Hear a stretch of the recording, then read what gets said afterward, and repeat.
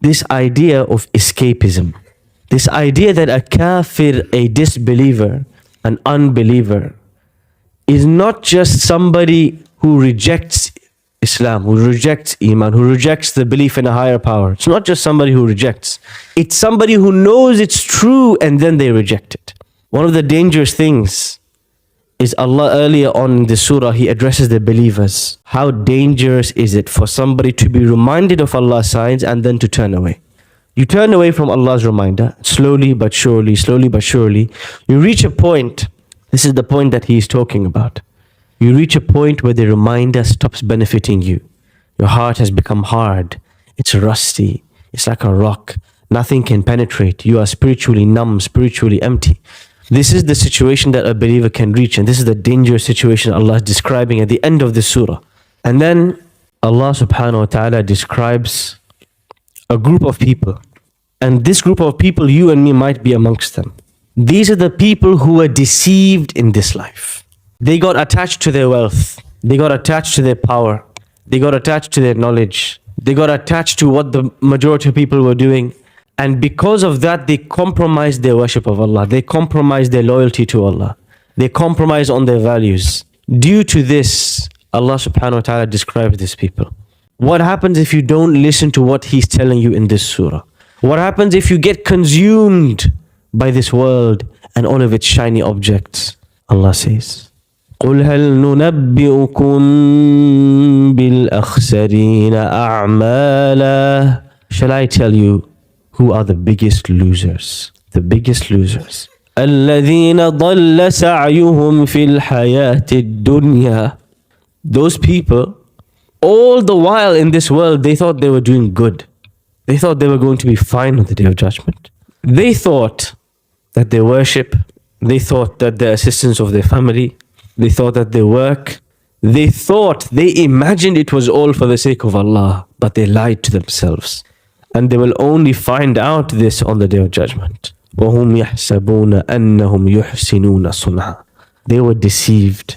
They deceived themselves. They thought they were working for Allah, but really they were serving themselves.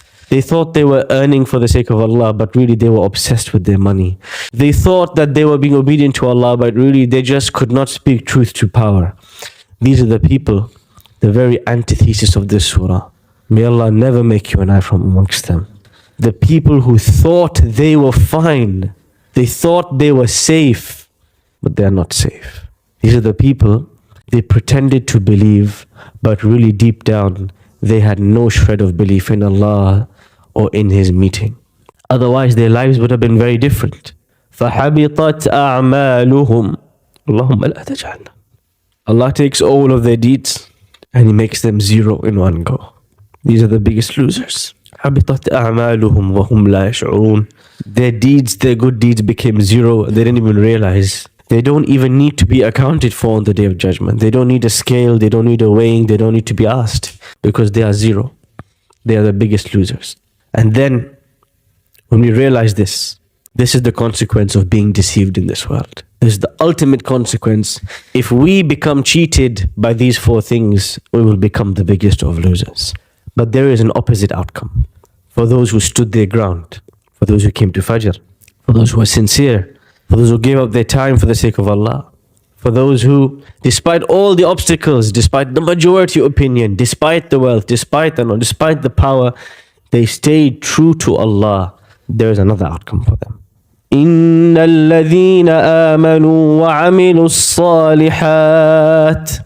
Those who believed and they did good deeds. لَهُمْ جَنَّاتُ الْفِرْدَوْسِ نُزُلًا.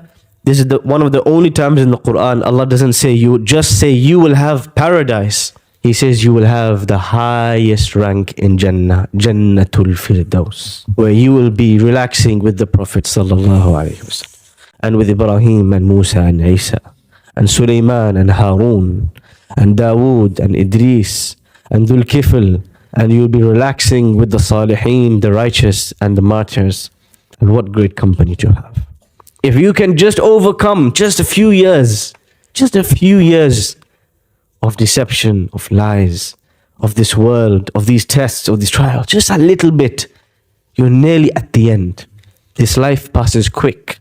يوم يرونها لم يلبثوا إلا عشية أو ضحاها.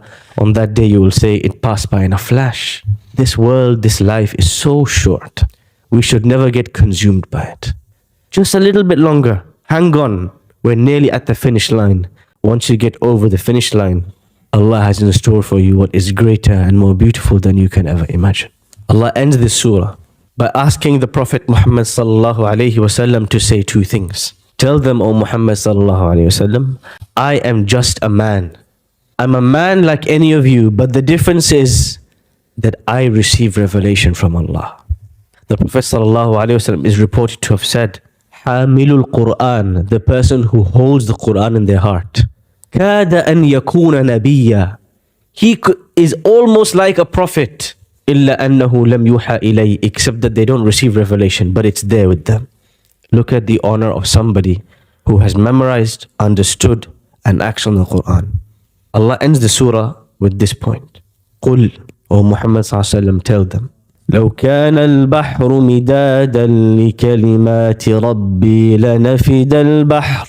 If all the seas in the world, billions and billions of liters of water, if that was the ink and the trees were the pens and they had to write everything Allah had to say, the sea would have finished, it would have dried out before the words of Allah would have finished. وَلَوْ جِئْنَا بِمِثْلِهِ مَدَدًا.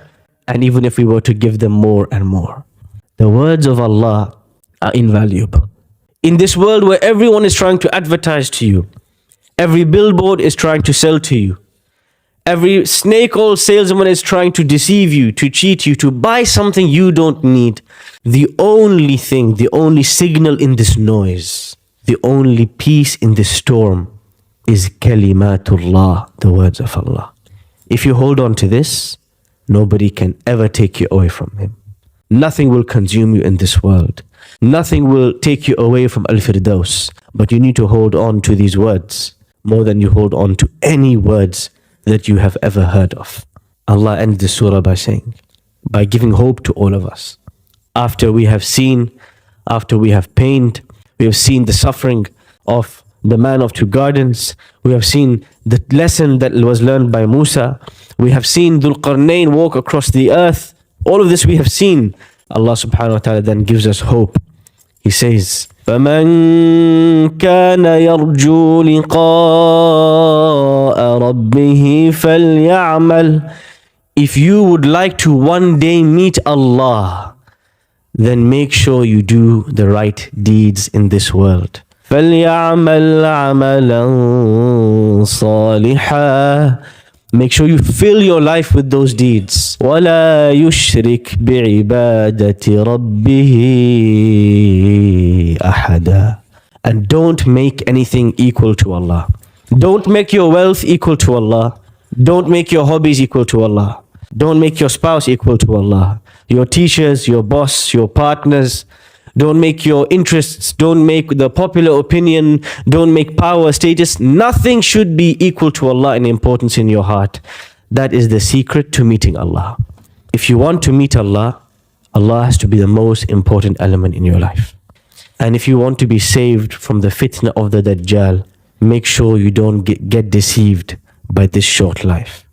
It is only a few moments. But the best part of these few moments is that we get to meet people like yourselves.